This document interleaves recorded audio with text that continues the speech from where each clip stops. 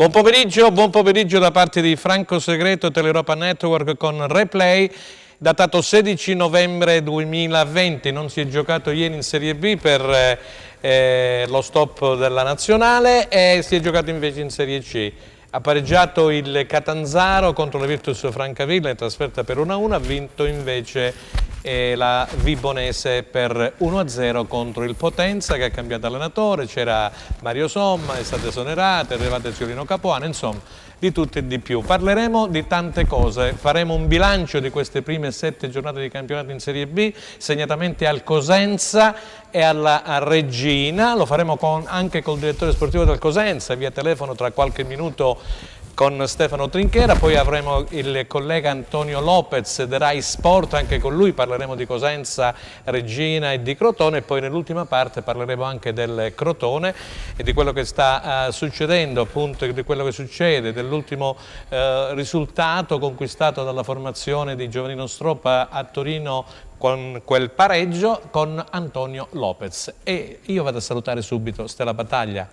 Buon Ciao pomeriggio. Franco, buon pomeriggio a te, buon 16 novembre. Allora, benvenuti a tutti voi, ci scusiamo per aver comunicato tramite i nostri post e il nostro social che chiaramente il programma andava in onda alle 15:30, poi c'è stato un cambio di palinsesto, siamo qui alle 15 l'importante è che siamo presenti. È vero.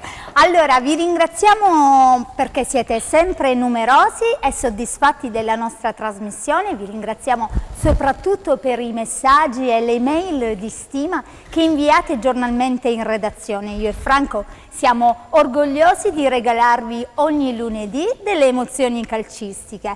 Vi ricordiamo di interagire con noi attraverso il nostro numero WhatsApp 345 921 12 21. Sempre meglio leggerlo, Franco. Sì. Prima di presentare i nostri ospiti in studio, apro una piccola parentesi se non ti dispiace. Prego. Richiesta da tantissimi genitori che seguono la nostra trasmissione replay qui su Teleuropa Network.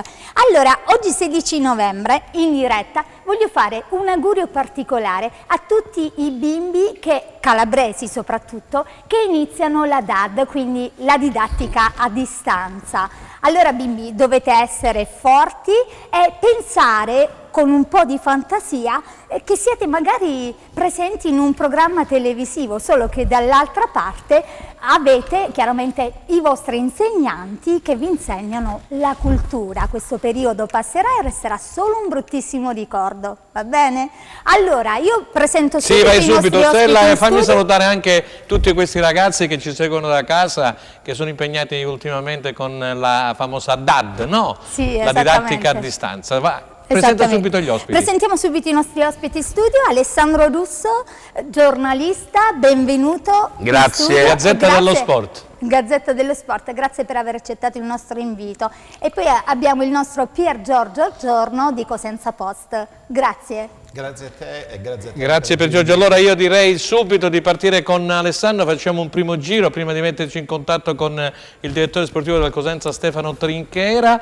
Allora Alessandro, un primo bilancio, ci sono state 7 partite che sono giocate, ancora alcune squadre devono giocarle, 7 perché per questo benedetto Covid, maledetto Covid, alcune praticamente abbiamo la classifica, sono state rinviate. Diamo la classifica. Enzo Leonetti, mi dai la classifica della Serie B, così la facciamo vedere a beneficio dei nostri telespettatori, la facciamo vedere a casa, la classifica della Serie B, se riusciamo a trovarla, eccola qua. Enzo Leonetti regia, grazie a Mario Scarpelli che dirige le camere, eccola qua. Grande Mario. Allora, puoi andare a leggere, Stella. Al comando troviamo Empoli con 16 punti, Chievo 14, Venezia Frosinone con 13 punti, a seguire Lecce Spal 12, Salernitana 11, Cittadella 10, Monza 9, Brescia Pordenone 8 punti, Reggiana Regina 7, Vicenza 6, Cosenza 5, Ascoli Pisa, Entella Pescara 4 punti, chiude la classifica Cremonese con 3 punti. La parola a te Alessandro. Esatto, prima di dare la parola ad Alessandro volevo ricordare agli amici che ci seguono da casa che c'è stato un recupero in settimana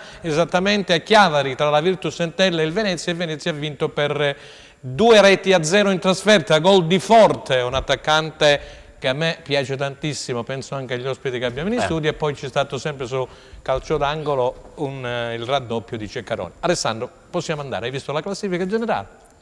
La classifica parla chiaro, con la logica dei 3 punti Il Cosenza, che ha iniziato abbastanza bene, deve guardare all'inizio del campionato con attenzione, ovviamente mantenendo ben salde le fondamenta della fiducia, che fanno parte di una capacità della squadra di reinventarsi anche dalle proprie ceneri. Basta ricordare come il Cosenza, battuto 5-1 alla Spezia lo scorso anno, si è inventato un filotto di 5 vittorie consecutive che è passato agli annali del calcio. Quindi è una squadra questa che ha un DNA e un management vincente, perché questo bisogna dire, è un management che negli ultimi 4 anni, negli ultimi 3 anni ha fatto cose egregie, ha vinto un campionato, si è salvato brillantemente e poi ha vinto un altro campionato, perché la salvezza del Cosenza dello scorso anno deve scriversi come... Adesso cosa dobbiamo dire? Che il Cosenza deve essere molto concreto nell'analisi della classifica, che è già una classifica abbastanza precaria, perché il Cosenza ha soli 5 punti, ci sono squadre che devono recuperare e che è già è nella zona minata della classifica. Quindi bisogna che il Cosenza e l'ambiente, nonostante i patemi e la burrasca esistenziale, psicologica, sociale e anche sanitaria che sta investendo il pianeta, nel piccolo dell'elemento del divertissement che il calcio può concedere a tutti, il Cosenza deve alzare le antenne, non può pensare di trovarsi tranquillo e beato. Il Cosenza deve guardare a questa prima fase del campionato capendo quali sono i problemi, e di problemi ce ne sono, Franco, senza nascondersi. Metterci in contatto con il direttore sportivo del Cosenza. E allora, Pier Giorgio Giorno, hai sentito quello che ha detto Alessandro Russo? Se vuoi aggiungere qualcos'altro, è la tua zoomata su questi 5 punti del Cosenza. Sono abbastanza d'accordo con quello che ha detto Alessandro, però voi avete citato Forte prima.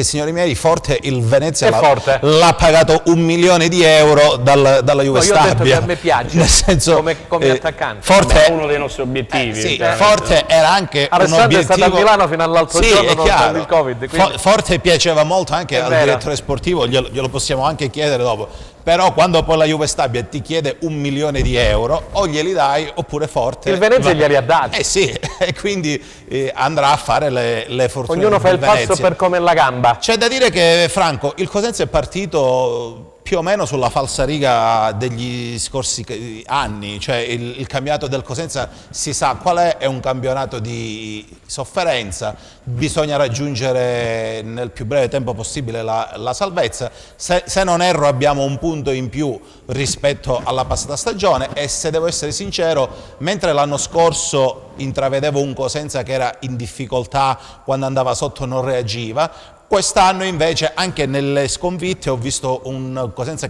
coriaceo che ha lottato su ogni pallone. Anche col Brescia stesso siamo stati molto sfortunati perché abbiamo creato almeno 4-5 palle gol clamorose, quindi è un Cosenza vivo, e la classifica sì è quella che è, ma anche le altre squadre annaspano lì, quindi ancora è molto indicativa sta partenza di campionato. Grazie Pier Giorgio. La regia ci comunica che abbiamo al telefono il nostro ospite telefonico, il direttore Stefano sportivo Trinchera del Cosenza, eccolo là. Pronto? Buon pomeriggio, pronto? Sì. Direttore, grazie. Buon pomeriggio. Grazie per essere intervenuto alla nostra trasmissione. Allora, noi abbiamo, oltre alla nostra stella battaglia, abbiamo Alessandro Russo, che tu conosci benissimo, a Milano vi vedete sempre, poi c'è anche con noi il nostro amico di Cosenza Post e Lupi si nasce, Pier Giorgio Giorno. Allora direttore, noi saluto anche a te Giorgio. Ciao Stefano. Stavamo facendo un primo bilancio, anche se di bilancio ancora non se ne può parlare in maniera, voglio dire, non dico definitiva, ma quasi, perché 7 giornate di campionato, ci sono state 2 stop per le nazionali, le squadre col Covid, insomma il calcio nell'era del Covid è, come dire, in una situazione un po' difficile e particolare. Allora, Stefano Trinchera, questo Cosenza è partito discretamente bene, poi 2 sconfitte consecutive. Sì, che avremmo potuto evitare, perché gli episodi insomma non sono andati per il verso giusto, però da una parte c'è la magra consolazione che comunque è un Cosenza combattivo che in qualche occasione spreca delle occasioni clamorose, e certo quelle cose dobbiamo migliorarle, ma sono dell'avviso che possiamo fare molto di più. Direttore, senti, io volevo, l'altra volta te l'ho chiesto e te lo richiedo dopo 2 o 3 settimane, l'inserimento di questi nuovi ragazzi, mi riferisco a Petre, questo giovane attaccante dell'Under 21 della Romania, mi riferisco a Sacco, poi Ba che non l'abbiamo potuto vedere proprio perché ha avuto proprio un infortunio muscolare, mi pare al granito di Reggio Calabria, e Borrelli. Ecco, una tua analisi sull'inserimento di questi ragazzi appunto nel Cosenza Calcio dopo 7 giornate di campionato. Diciamo che intanto Petre è poco giudicabile perché in realtà ha fatto solo un primo tempo e la partita di Coppa Italia. È chiaro che anche lui, venendo da un paese straniero, da un contesto molto diverso rispetto al nostro, ha necessità di inserirsi e lo deve fare anche velocemente. Sacco invece gli dico che non solo ha ampi margini di miglioramento, ma sta sorprendendo giorno per giorno, siamo molto contenti di lui e io spero che quanto prima possa avere un'opportunità per dimostrare tutto il suo potenziale. Io vi assicuro che è un giocatore straordinario, ha grandi potenzialità, mi spiace che ha avuto un problema muscolare un po' di tempo fa, ma adesso è guarito e spero che ci possa dare un contributo notevole. E invece Borrelli è un attaccante giovane che spesso fa valere la sua stazza fisica, è chiaro che non bisogna responsabilizzarlo più di tanto e aggravargli il peso di un reparto insomma, che lo vede seppur bravo ma anche molto giovane. Insomma. Senti Stefano, allora io giro subito, passo la parola, sì. pensiero e parola ai colleghi che sono qui con me in studio. Iniziamo da Alessandro Russo della Gazzetta dello Sport per Stefano. Stefano, a parte il microfono, volevo dirti, hai letto oggi l'intervista a Pantaleo Corvina su Jens Peter Auge, l'attaccante del Milan? L'hai letta? Sì, bene, sì. perché il direttore fa parte di quella scuola di direttori molto in auge, tra altre cose che sono documentati, magari fingono di non esserlo perché fa parte del mestiere, no? Perché il direttore sportivo è come un agente segreto, deve sapere e non sapere e far finta di non sapere. Io volevo fare un pubblico riconoscimento a Stefano Trinchiera perché negli ultimi anni ha ridato dignità al calcio cosentino con una promozione in Serie B, 2 salvezze e l'arrivo a Cosenza di giocatori del calibro di Palmiero, di Tutino, di Rivière, di Dermacu, di Okereke e adesso speriamo di poter salutare qualcun altro importante.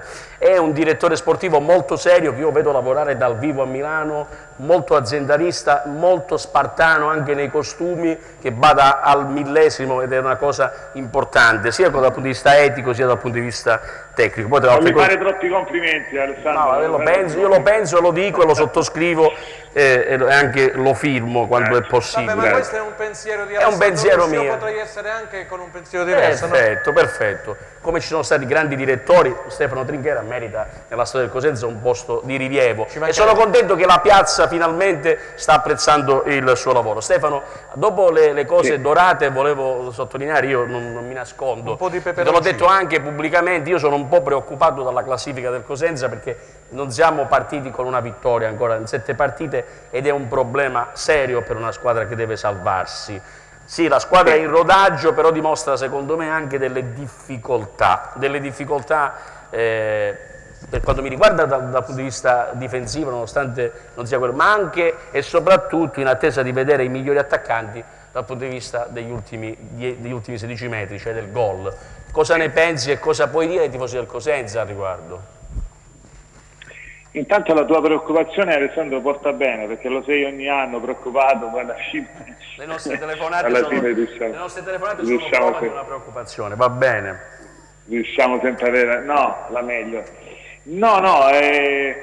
La classifica non ci soddisfa assolutamente, per niente, non è che noi siamo appagati di quello che abbiamo fatto, anzi l'ho detto prima che possiamo fare molto di più, io mi aspetto da subito delle prestazioni più soddisfacenti, ma da parte di tutti, sia del gruppo storico che dei nuovi. Non dimentichiamo che c'è fuori anche Gliozzi, che è un altro attaccante su cui noi che la gente conosce poco, ma credo che sia un altro giocatore, almeno per noi, per il nostro progetto tecnico, importante. Quindi, però insomma, la classifica chiaramente è troppo presto per giudicare, ma abbiamo bisogno di punti, e per farlo, io ho detto anche ai ragazzi un po' di giorni fa, non è sufficiente assolutamente quello che stiamo facendo. Quindi l'hai sottolineato, non è sufficiente, sì, perché sì, arrivano tanti messaggi, poi qualcuno lo leggerà pure Stella, e insomma è vero che poi c'è una sintonia con quello che dicono anche i tifosi. È onesto Stefano Trinchera, è una persona onesta. Allora, passiamo a Pier Giorgio Giorno.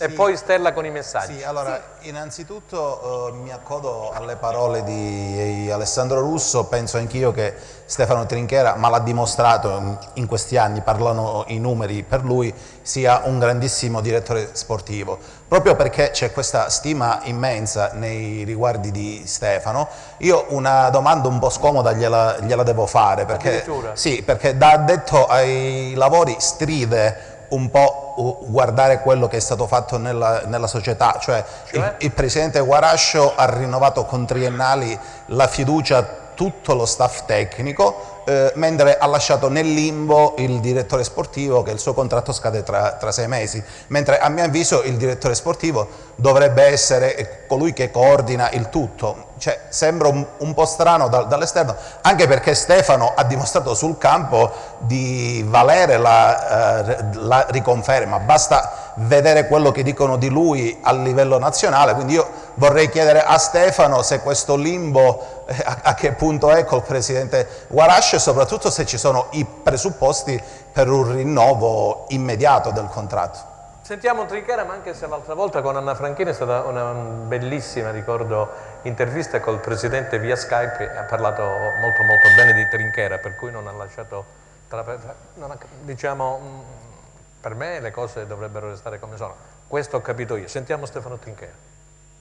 Guarda, io non c'ho niente da nascondere, con il presidente non ho nessun problema, un ottimo rapporto, ho il contratto fino al 30 giugno, fino al 30 giugno e siccome sono un professionista devo dare il meglio di me fino alla fine. Poi sinceramente soprattutto in questo momento sono concentrato sul campo, sui risultati che dobbiamo quanto prima fare, perché come abbiamo ribadito più volte la classifica comincia a piangere. Quindi il discorso contratto sinceramente non è una cosa che spetta a me o che mi tocca più di tanto, assolutamente. Non ci penso veramente, non ci penso a questo. Non ci pensa Stefano Trinchera, ha detto va bene il mio microfono, Enzo? Ok, allora andiamo. Pronto? Mi senti Stefano? Sì, adesso mi senti, sì. No, perché abbiamo rimesso a posto il microfono. E Stella Battaglia, c'è qualche messaggio, proprio qualche domanda per Stefano Trinchera? Sì, allora direttore sportivo, ci sono tante domande per lei che stanno scrivendo i telespettatori in diretta che stanno seguendo la trasmissione, gliene pongo soltanto una, così non le rubiamo troppo tempo. Buon pomeriggio, vorrei porre una domanda al DS Trinchera. Il Cosenza ha gamba, forza, è giovane, ma come sappiamo pecca nella fase realizzativa. Come si può invertire questa tendenza? E Petrè con Borrelli potrebbe essere la coppia giusta, oppure chi secondo il direttore sportivo potrebbe essere la coppia più idonea? Beh, intanto lo abbiamo constatato in queste partite che sotto porta spesso e volentieri abbiamo mancato per niente, quindi dobbiamo essere molto più cinici e molto più precisi, perché alla fine il calcio, se non finalizzi, purtroppo non raccogli nulla. E per quanto riguarda insomma davanti, poi bisogna vedere anche l'allenatore come gioca. Noi abbiamo tante scelte con delle caratteristiche diverse tra loro, con Petre, Liozzi e lo stesso Borrelli, che sono delle prime punte, con altri giocatori come Sacco, come Carretta, Baez, lo stesso Baolì che è un fantasista, davanti può giocare in tutti i ruoli. Insomma abbiamo delle caratteristiche, delle potenzialità importanti, però purtroppo bisogna far gol, altrimenti poi tutto lavoro fino a se stesso, quindi bisogna guardare avanti con fiducia, perché i giocatori ci sono e secondo me sono anche bravi. Benissimo, grazie della E risposta. allora Pier Giorgio Giorgio? Giorno Sì. e poi Alessandro, Allora, e poi lasciamo sì, libero delle una domanda più leggera, più soft. Falcone ha già dimostrato tutto il suo valore e da quello che si dice in giro per il tipo di contratto potrebbe essere una bella plusvalenza da qui a breve nelle casse del Cosenza, perché il ragazzo è balzato alla cronaca nazionale per aver parato tutti quei rigori e quindi già si parla di lui non solo in ottica Sampdoria, ma ho saputo che anche altre squadre di Serie A te lo hanno chiesto. È vero? E se sì, che plusvalenza può realizzare il Cosenza con questo ragazzo? le cifre poi.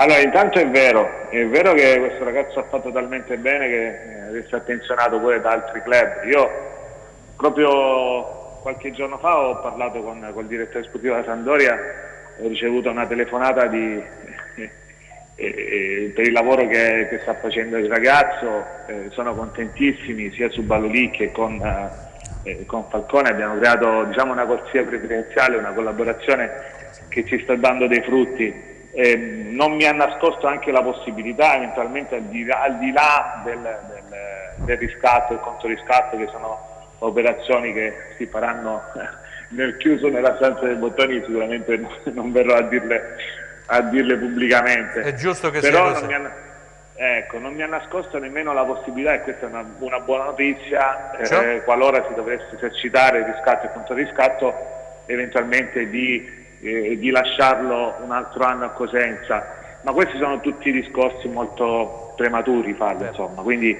visto che si è creato questo rapporto tra noi, il club si è messo a disposizione anche eventualmente per continuare questa collaborazione. Sentiamo Alessandro e poi lasciamo libero il direttore se non ci sono altri messaggi, perché so che poi è impegnato. Vai Alessandro. Sì, però siccome noi sentiamo anche da parte del club sempre questa attenzione alla progettualità stile cittadella, della quale noi magari abbiamo come imitazione forse l'attenzione al bilancio e anche agli ingaggi dei giocatori, no?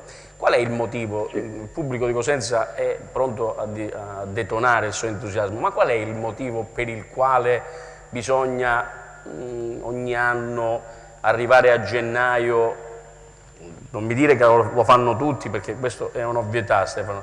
Qual è il motivo per il quale siamo costretti a gennaio a mettere dentro quelle 2 o 3 pedine perché queste squadre diventino davvero forti e competitive fino in fondo? Non sarebbe più facile progettare a lunga scadenza? Come si può dire? Mi sembra una ovvietà che ogni anno si ripete.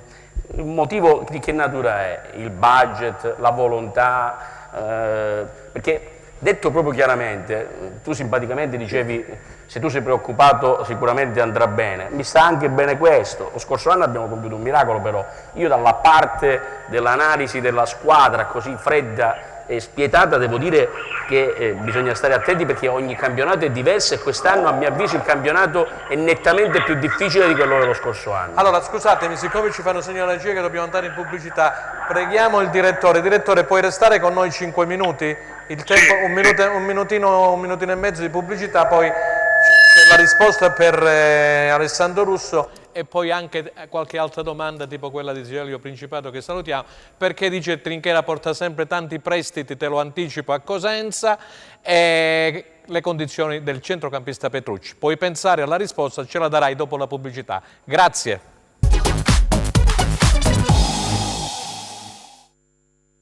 Seconda parte di Replay. Allora, per questo 26 novembre 2020 abbiamo ancora al microfono il direttore sportivo Trinchera. L'hai sentita la domanda da parte di Zio Elio Principato?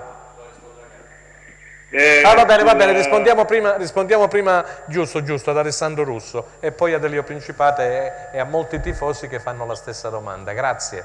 Che poi la mia domanda somiglia un po' a quella del signor Principato, del io presidente Principato. La domanda di Alessandro, che mi chiedeva sulla continua necessità poi di ribaltare lo scenario a gennaio, se non sbaglio, questa è la domanda? Questa è la cosa guida, sì. Ecco, allora, niente, vabbè, sul discorso programmazione evito di rispondere, perché qui potremmo aprire un caso nazionale e parlarne a lungo, però non devo essere diplomatico nella risposta, ma l'anno scorso, se ricordate bene, noi a gennaio prendemmo Assensio e Casasola, che sono stati due giocatori straordinari che ci hanno dato tanto, ma nell'ultimo periodo, negli ultimi 2 mesi, dove la squadra poi ha ribaltato la classifica e ha fatto l'ennesima impresa, se ci ricordiamo, poi anche i giocatori che sono stati presi in estate o chi ci stava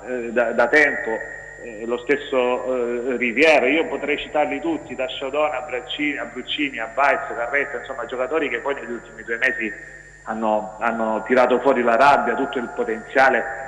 Ricordo benissimo come se fosse ieri che lo stesso Baez negli ultimi 2 mesi aveva fatto forse 4-5 gol, quindi la squadra non era mica male anche prima. L'abbiamo rinforzata a gennaio facendo 2 o 3 ritocchi, ma poi i ragazzi, diciamo quelli che ci stavano da tempo, hanno tirato fuori tutte le qualità che avevano, e quindi diciamo nella tempistica non è così poi tanto vero che a gennaio non abbiamo preso tanti giocatori. Non sono d'accordo, perché sulla programmazione si gioca tutto. L'anno precedente abbiamo preso Embalo, abbiamo preso Sciaudone, abbiamo preso qualcun altro, se non ricordo. Allora, la cosa, forse traduco meglio la domanda, che poi è anche la domanda che arriva da casa, no? Questa roba dei prestiti, questa roba del dover rifare sempre la squadra, non è per forza una captatio benevolenza, oppure Trinchiere è bravo a rifare tutto, non è questo il senso. Il senso è, magari poi la gireremo pure alla proprietà questa domanda. Come no? La programmazione, Stefano. Cioè questo Cosenza che punta ad essere una squadra modello, e lo è sul piano dei conti, sul piano calcistico ogni anno dobbiamo reinventarci e il rischio aziendale è sempre altissimo. Questa è la domanda. Certo. Se uno da casa ti dice perché tutti sti prestiti, il problema c'è, il problema diciamo di natura economica è planetario, quindi lasciamo stare. Però se a livello sportivo vogliamo puntare a qualcosa, secondo me la programmazione è decisiva, non è che non vogliamo prenderci in giro, perché tu sei bravo, anche tu hai i tuoi difetti, la società è brava, anche lei ha i suoi difetti, e dunque cerchiamo di capire, perché sennò facciamo un servizio a metà per la Cosenza sportiva, che è pronta ad esplodere, lo sappiamo bene tutti. Innescare una programmazione con una rete di scouting, un centro sportivo, una programmazione a lunga durata, si può tenere il budget a controllo, ma si può fare una grande squadra nel giro di un paio d'anni. Questo è il mio parere. È il parere di Alessandro Russo. Sentiamo Trinchera che risponde pure ad Elio Principato sul discorso dei prestiti. Io sono d'accordo. Io a Cosenza sposo la politica del club, che bisogna fare di necessità e virtù e bisogna inseguire il risultato nell'immediato. Se rispondo diversamente comincio a entrare in una polemica che non mi va di fare, perché io ho sempre detto che a Cosenza sto benissimo, la società mi fa lavorare nel modo migliore possibile, e questa non è una risposta diplomatica, ma è la verità. Poi, come tutte le società, ci sono pregi e difetti, ci sono i pro e i contro, io comunque vado avanti per la mia strada cercando di fare il massimo. Sperando di non portare tanti prestiti, come dicono i tifosi da casa, poi di necessità virtù se ne parlerà a gennaio. Stefano, in bocca al lupo per Frosinone, non è un avversario semplice, questo lo sappiamo tutti. Venerdì sera alle 21 su Rai Sport. Grazie. Grazie Stefano Trinchera. Grazie a voi, salve a tutti. E allora, parlando di Rai Sport, io do subito la parola ad Enzo Leonetti in regia, che ci mette in contatto con Antonio Lopez per vedere che cosa ci racconta il buon Antonio, il nostro caro amico. Allora, Alessandro, dalle risposte che ha dato Trinchera mi è sembrato tranquillo, deciso. È serafico. È serafico. Io l'ho visto operare a Milano, cioè non è questione di incendiare il personaggio. No, l'hanno scritto i tifosi. Ho visto operare una persona per bene che ha colto dei risultati, perché questo è tornato in B, si è salvato, si è risalvato, tenendo fede al budget. Anche la società fa tutte le cose con attenzione, i conti sono a posto. Esatto. Però diciamo sembriamo quella macchina spericolata che a un certo punto sterza e rientra in corsa. L'anno scorso praticamente sembrava una macchina che praticamente in Formula 1 sbanda, è già fuori, a un certo punto improvvisamente uno si distrae e gira, il pilota ha fatto un'inversione a U ed è di nuovo in carreggiata. Siccome il campionato è difficile, molto difficile, se non, Franco, tu me la insegni, come no? È la categoria più difficile. Quest'anno i punti sono perché è molto equilibrato. Io sfido chiunque a dire, non voglio fare retorica, ma qual è una squadra debole in questo campionato? Qual è la squadra Materasso? Vero? Non ce n'è squadra Materasso. E dunque ci sarà da lottare metro su metro. Allora, abbiamo al telefono Antonio Lopez, Rai Sport. Buon pomeriggio Antonio, grazie per aver accettato l'invito. Per carità, è un piacere, buon pomeriggio. Antonio, ti sentiamo un po' così a singhiozzo, forse avvicinati meglio al microfono, vediamo. Pronto?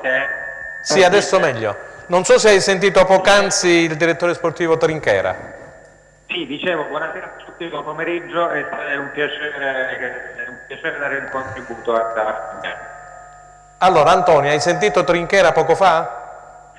In verità ho qualche difficoltà perché sono un po' impegnato, stavo lavorando e quindi non ho avuto la possibilità. Ho capito. Se poi riesco... Ecco, vai e viene, casomai ti richiamiamo perché non ti sentiamo bene Antonio, forse sei in una zona d'ombra, non lo so. Vediamo se recuperiamo il... Provo a spostarmi. Ah, provi a spostarti, sì, un attimo, così ti ricapitoliamo insieme ad Alessandro Russi e a Pier Giorgio Giorno quello che ha detto Trinchera. Vediamo un attimino, ci sei? Alessandro, allora vogliamo... Ripeto. No, vogliamo riassumere quello che... Antonio ci sente. È caduta la linea, ecco qua. Posso riassumere così in genere? No.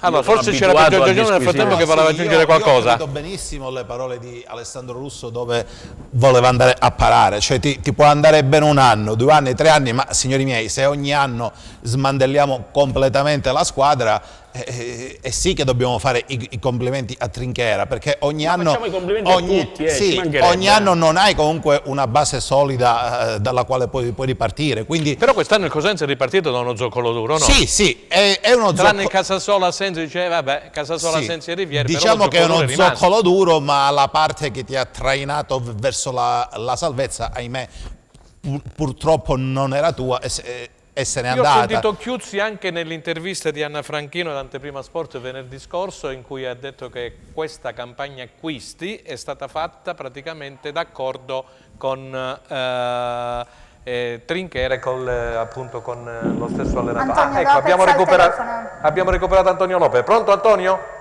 Sì, mi sentite adesso? Adesso meglio, sì.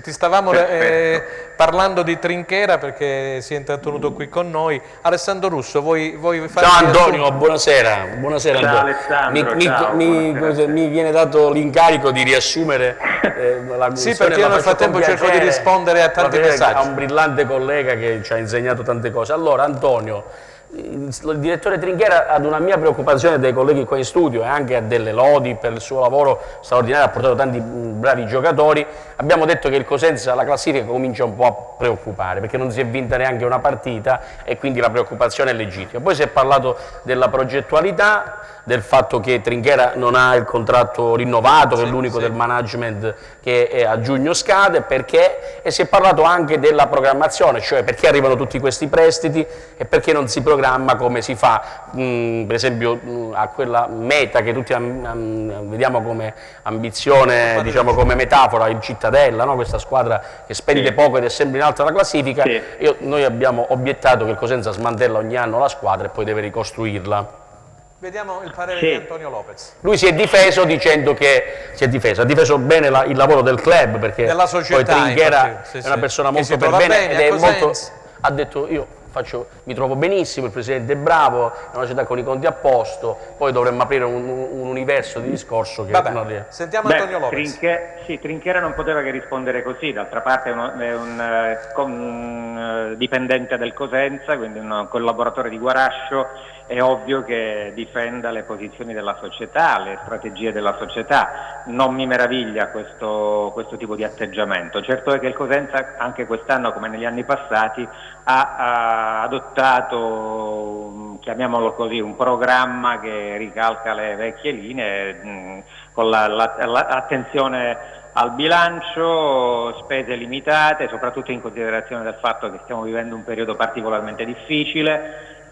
tutti quanti, non solo per quanto riguarda il calcio, e dunque vietato spese pazze, spese folli, programmi a lunga scadenza, si vive alla giornata, si naviga a vista, e tutto quello che è successo durante la scorsa estate, anche nelle ultime settimane, ricalca un po' quelle che sono le idee di questa società, di questo club. Pertanto, ripeto, non mi meraviglia affatto la posizione di Guarascio. Certo è che se prendiamo a riferimento una squadra come il Cittadella, un club come il Cittadella, ovviamente notiamo delle differenze notevoli da un punto di vista proprio della programmazione e dei programmi e degli obiettivi che si devono e si vogliono raggiungere. Senti Antonio, invece passando al discorso squisitamente sul campo tecnico, 5 punti il Cosenza dopo 7 partite, questo avvio com'è stato secondo te? Tu l'hai raccontata dai microfoni appunto di Rai Sport.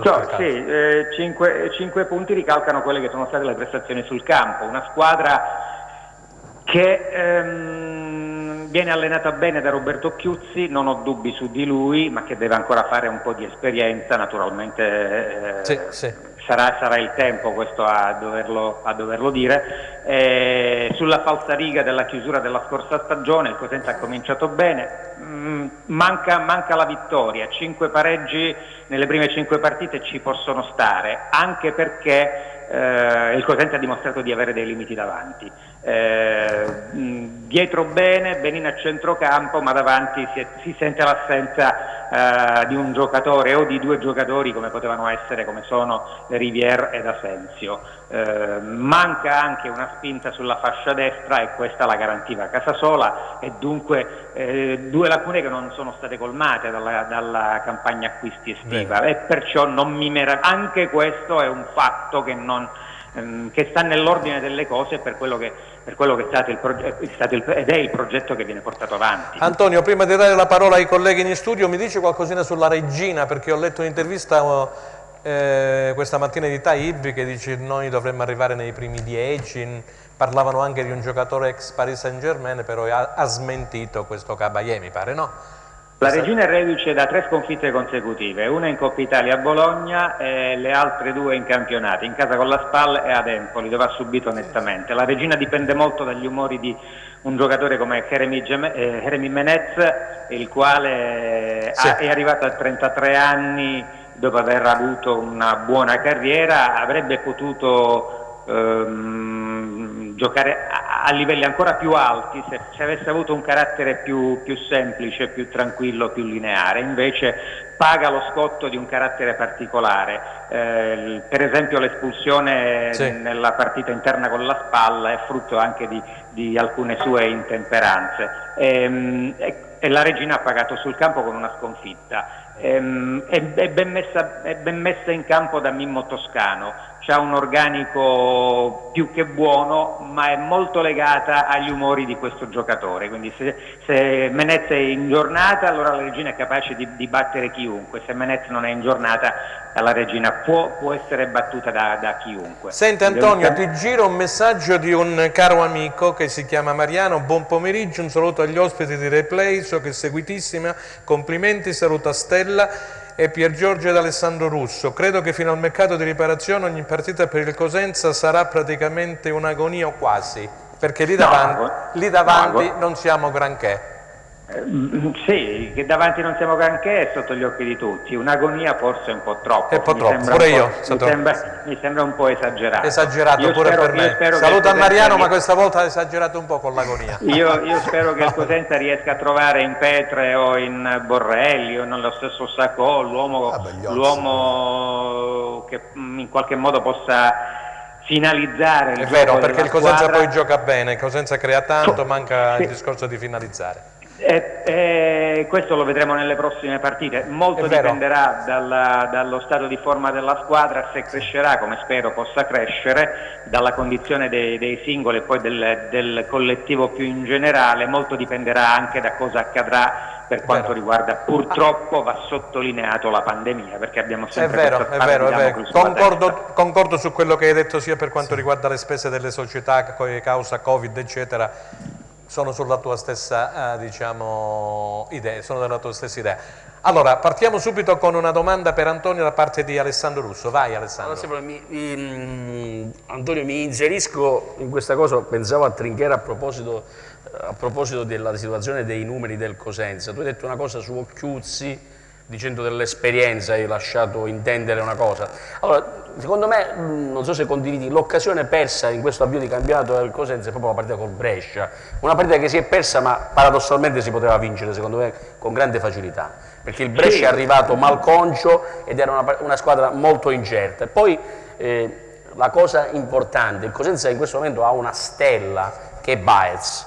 Baez nella partita col Brescia non ha brillato, e poi si è osservata una certa frenesia nella tre quarti che non deve esserci, cioè troppa frenesia. Io ho visto dei passaggi di Carretta, un giocatore importante per il Cosenza, ha passato una palla ad una velocità estrema che fa parte di una frenesia che secondo me non depone per una squadra che deve mantenere molti nervi saldi. Io ho in mente quell'andatura dell'ultima finale del campionato, era un Cosenza che ragionava. Sì, ma la frenesia credo sia figlia comunque anche di una certa insicurezza, no? Manca davanti un punto di riferimento, i due trequartisti che sono in questo caso Baez e Carretta hanno avuto anche difficoltà ad avere un punto di riferimento davanti e pertanto le loro giocate erano fortemente condizionate anche da questa circostanza nella fattispecie. Col Brescia il Cosenza poteva certamente fare qualcosa in più, però a parziale giustificazione, ricordiamo, lo stesso Occhiuzzi l'ha detto nel dopogara, c'era il fatto che la squadra arrivava da una settimana particolare, cioè c'era stato un caso di positività nel gruppo per quanto riguarda i giocatori e uno nello staff medico. Sai, sono quelle situazioni che mettono una certa ansia, arrivare da giorni d'angoscia, da giorni di ansia e di preoccupazioni, poi non ti mette nelle condizioni di poter far bene durante una partita. Ecco. Chiudiamo con Pier Giorgio Giorno, allora, di Cosenza Post e Lupi si nasce. Sì, saluto Antonio, visto che lui comunque ha il polso della situazione, perché come inviato di Rai Sport ha viste un po' tutte queste squadre di Serie B, gli volevo chiedere se è fiducioso comunque per questa salvezza del Cosenza e se non è meglio mantenere un profilo basso, magari come fa il Cosenza, oppure fare come la Regina che a inizio campionato ha dichiarato altri obiettivi che la classifica a questo momento non gli dà ragione. Io resto comunque fiducioso sul Cosenza perché credo che Occhiuzzi sia una persona seria, così come lo stesso Trinchera sia anche lui un professionista valido e lo ha dimostrato in questi anni, quindi confido molto nel loro equilibrio, nella loro saggezza, nonostante la giovane età. Per quanto riguarda il profilo, condivido anche il profilo del Cosenza di mantenere un profilo basso, perché poi sbandierare obiettivi non serve a nulla. La Regina è la prova provata che all'inizio stagione si parlava addirittura di Serie A, adesso si trova nelle condizioni di dover recuperare, reduce appunto da due batoste subite, una in casa e una in trasferta. Non è semplice il compito di Mimmo Toscano, assolutamente. Antonio, dove ti sentiremo poi nel fine settimana? Dove ti ascolteremo?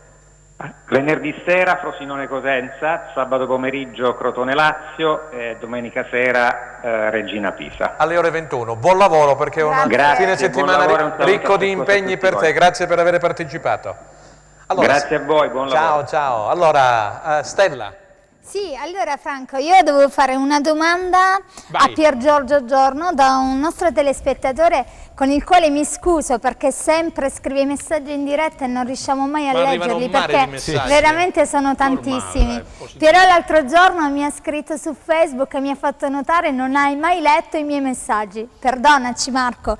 Allora Pier Giorgio, nel secondo tempo della partita con il Brescia, quando Occhiuzzi è passato alla difesa a 4 e mettendo Bittante e Legittimo sugli esterni, il Cosenza ha giocato meglio e creato 4 occasioni per fare gol. Non sarebbe meglio secondo te cambiare modulo, accantonando per il momento il 3-4-2-1?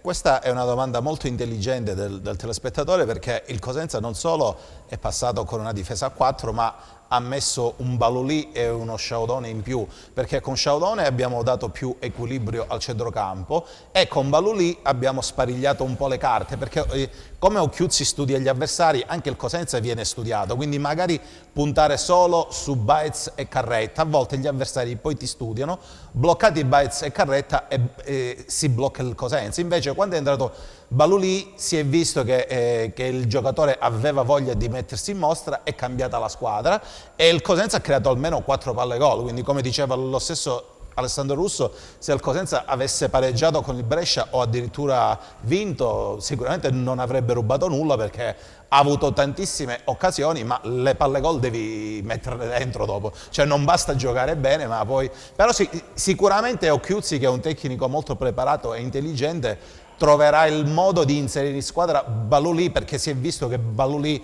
non è elemento in questo momento che può stare in panchina, ma deve giocare. Ne parleremo dopo di Balulì. Può dare quel quid in più. Continuate a restare con noi, non cambiate canale, andiamo a qualche minuto in pubblicità. Allora, terza ed ultima parte di replay, e allora tanti messaggi, tanti, cerchiamo di leggerne. Sì, allora ne leggo uno che poi in sostanza è una domanda per Alessandro Russo. Posso, Alessandro? Prego. Vai. Allora, è giusto che il mister debba essere più coraggioso? Non pensa che Baez non solo gioca spesso fuori ruolo, ma è in questo tempo poco utile, perché non passando mai palla di fatto non metta a disposizione la sua buona tecnica e risulta essere a tratti irritante. Non pensa che occorre cambiare un po', sfruttando meglio Balulì e quando sarà in forma Petrucci? Io ho grande stima di Occhiuzzi e del suo staff, anche di tutto il team. Chiaramente loro sanno e studiano la natura del Cosenza nel dettaglio, poi sono persone che tengono in maniera spregiudicata a questa maglia. Occhiuzzi lo si vede abbastanza da come cammina, fa chilometri davanti alla delle panchina. partite, è chiaramente un segnale, un indicatore del suo essere anche un supporter dei Lupi. Detto questo, l'osservazione del nostro telespettatore è un'osservazione pertinente. Io stavo parlando prima a microfoni spenti con Franco e Pier Giorgio di questa questione del secondo tempo di Cosenza-Brescia. Sembrano due squadre differenti. Il primo tempo una squadra anche tecnicamente balbettante, con errori macchiani, proprio pacchiani, proprio delle cose inguardabili sotto alcuni aspetti, non me ne vogliono. Il secondo tempo una squadra da stropicciarsi gli occhi dopo il 2-0 del Brescia, Franco. Un Cosenza bellissimo da vedere, entusiasmante, tanto è vero l'abbiamo trattato questo argomento, l'abbiamo quando il trattato. Cosenza gioca spregiudicato, Sì. appunto, è la sensazione di un Cosenza che ce la può fare. Come no? L'abbiamo trattato questo argomento. La sensazione che rimane, il retrogusto di Cosenza Brescia è un'occasione sprecata, e quindi io sono d'accordo al Cosenza spregiudicato, perché ne parlavamo sempre con Franco qualche istante fa. Il Cosenza qualche partita deve vincere, è un po' a trazione interiore deve Ci sono essere. delle domande che ve le faccio io, due. Alessandro Russo, tu che frequenti Milano, il calciomercato, sai se per caso Trincheri e il Cosenza Calcio sono all'opera per acquistare un attaccante che in questo momento è svincolato? Non penso.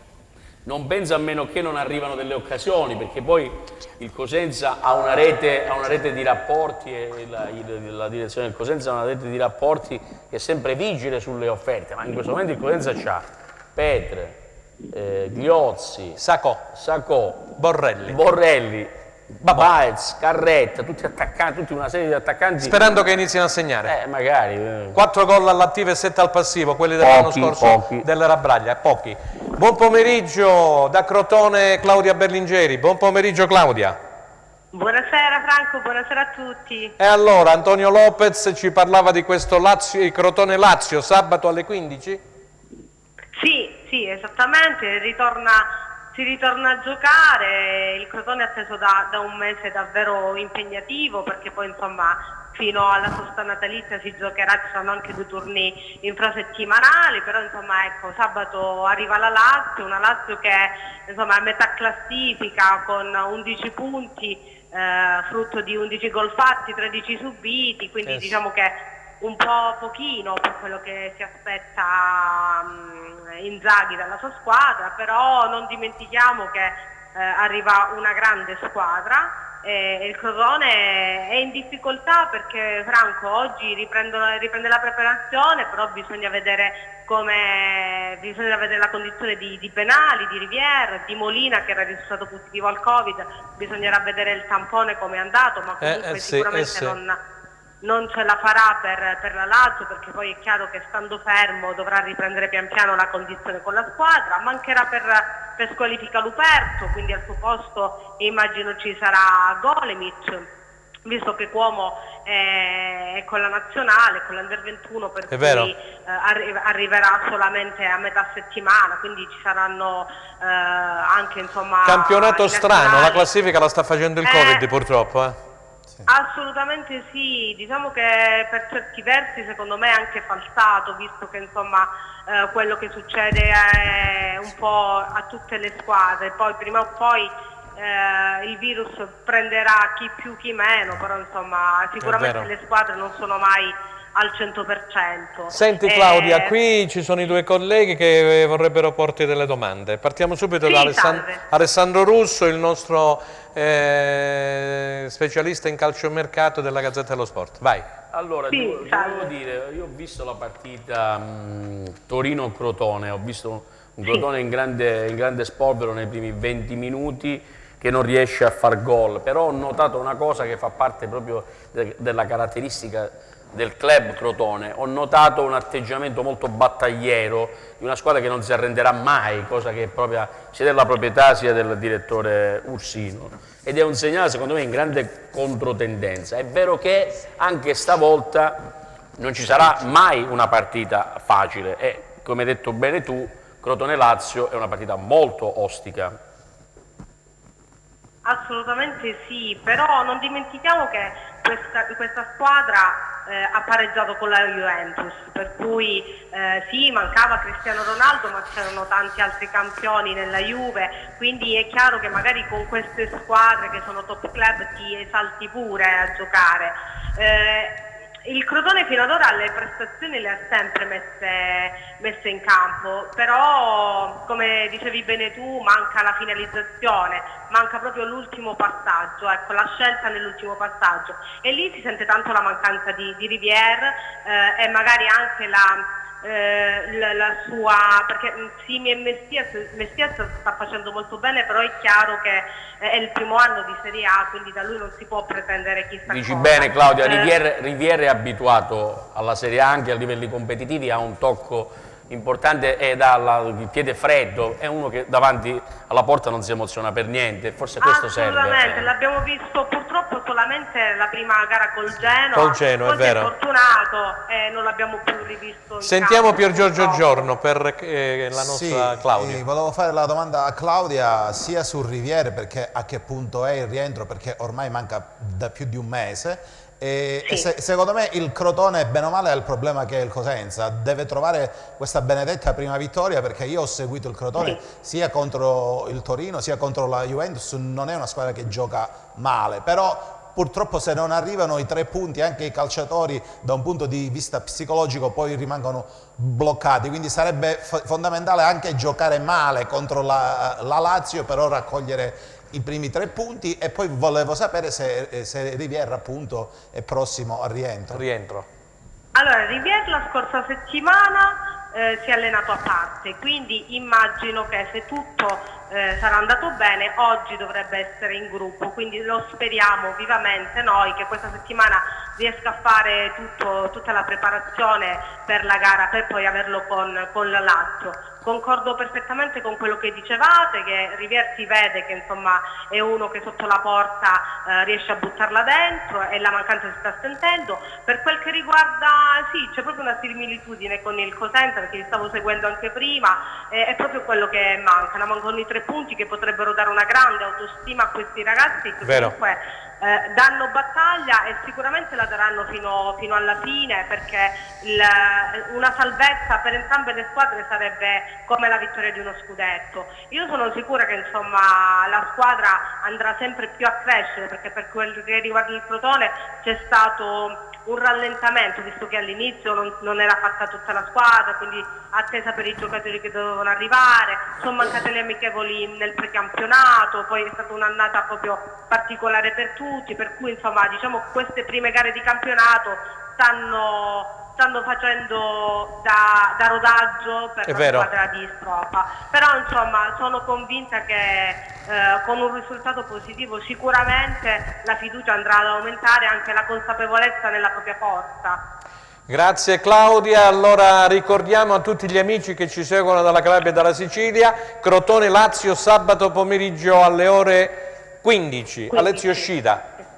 Esatto. Bocca al lupo e grazie per aver Claudia. accettato l'invito ed essere stata con noi. Grazie Claudia. Grazie a voi e buon Ciao, lavoro. ciao. Allora, diamo subito un discorso di Serie C. Enzo Leonetti, i risultati perché si è giocato in Serie C, abbiamo detto del pareggio del Catanzaro a Francavilla contro l'ex squadra di Mister Calabro 1-1, mentre la Vibonese ha vinto per 1-0. Vai con i risultati della classifica. Avellino Monopoli rinviata, Bari Ternana 1-3, Bisceglie Casertana rinviata, Cavese Foggia 0-1, Palermo Paganese 2-1, Teramo Catania 1-0, Turris Juve Stabia 1-1, Vibonese Potenza 1-0, Virtus Francavilla Catanzaro 1-1.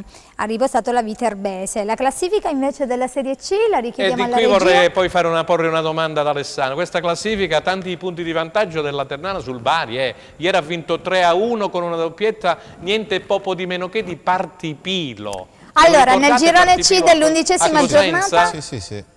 Vai. 11ª giornata del girone C, troviamo la Ternana al comando con 27 punti, a seguire Teramo Bari 20, Turris 16, Catanzaro 16, Avellino 15, Juve Stabia 14, Foggia 13, Vibonese 12, Paganese 10, Catania Palermo Monopoli Potenza 9 punti, Virtus Francavilla 9 punti, Bisceglie Viterbese 7, Casertana 6, Cavese 5 punti.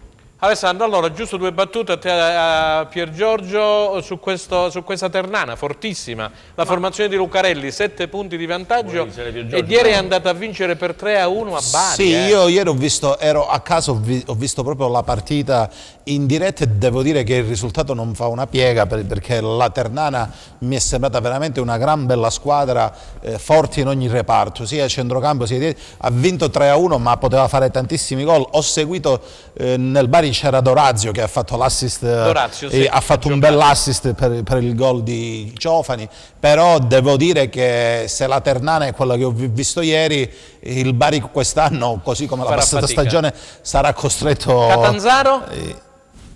Catanzaro? Prego.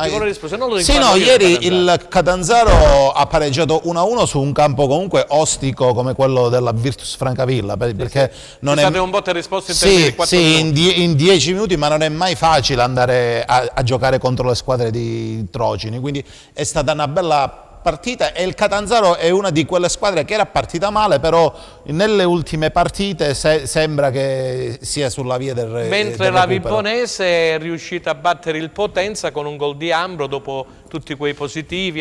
Facciamo un in bocca al lupo al presidente Caffa, al segretario della Vibonese, che ai noi sono ricoverati in ospedale, mi pare, per il discorso del Covid. La Vibonese 20 per 18 gruppo squadra, tutti praticamente col Covid addosso. Sono state rinviate un bel po' di partite, ieri hanno ripreso e hanno vinto per 1-0. Complimenti alla Vibonese. Ci uniamo a quello che hai detto tu, è una di quelle squadre che ogni anno, nonostante si rinnovi, sono sempre lì. Quindi un in bocca al lupo al presidente Caffo. Il presidente Caffo anche quest'anno magari ha costruito una squadra che a lungo andare, come ogni anno, poi gli darà le soddisfazioni che merita. Stella, allora vogliamo andare a vedere, chiediamo alla regia, abbiamo parlato anche di Serie C, il prossimo turno della Serie B perché siamo nei minuti finali, che andiamo a vedere praticamente con chi saranno impegnate rispettivamente Cosenza e Regina. Prossimo turno Serie B ci serve?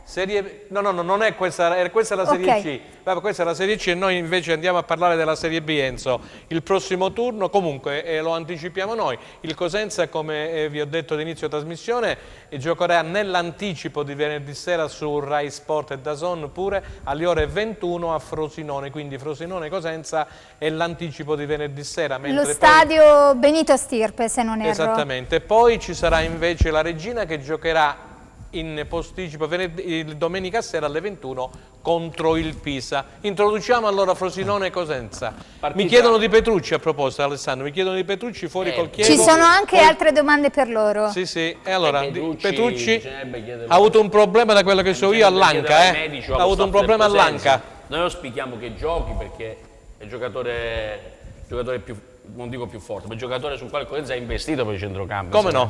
E quindi il giocatore chiave, perché io ricordo bene le mie telefonate con Trinchera, quando dice vabbè allora prendiamo Petrucci domando, lui diceva no, quando diceva no era chiaro che era quello l'obiettivo, no?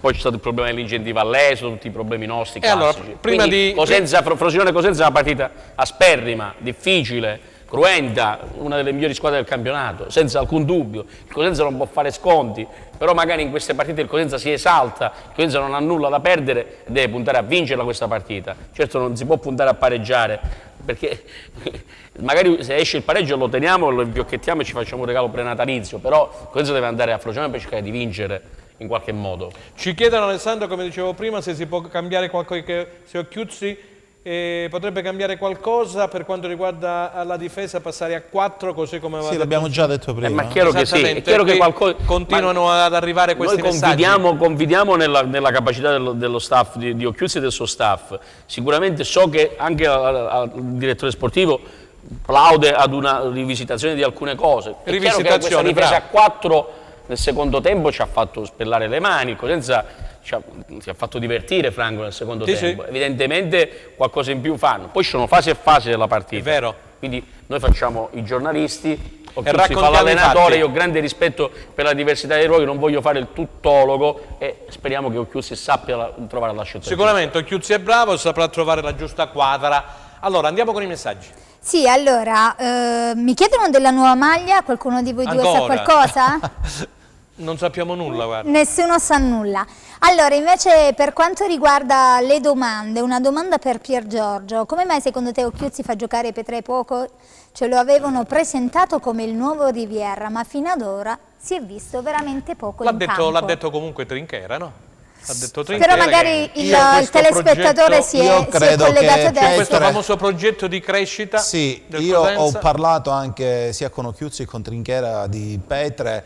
Petre innanzitutto è arrivato col problema della lingua. Finalmente pare che questo problema sia quasi risolto, perché il ragazzo è uno che vuole apprendere in maniera veloce. Vabbè, ma il romeno è vicino sì, piano piano.